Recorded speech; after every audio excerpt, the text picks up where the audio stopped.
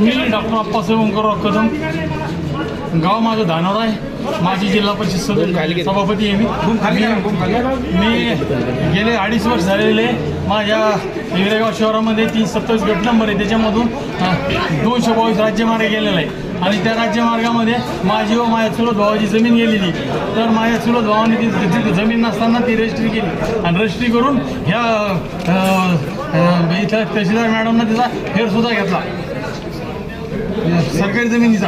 आता जे हो ना, तर त्याच्या संदर्भामध्ये ही जमीन कोणाच्या शेतातून गेलेली आहे हे सुचत नाही, निष्पन्न होत नाही. म्हणून ते मागणीसाठी मी गेले 2.5 वर्ष झालेले कमिशनर कलेक्टर यांच्याशी बरोबर बसलो, चर्चा झाली, आजपर्यंत काही निष्पन्न झालं नाही. म्हणून मी 26 जानेवारीला मी पत्र दिलं होतं की सन्माननीय पालकमंत्री महोदयाला भेटायचं.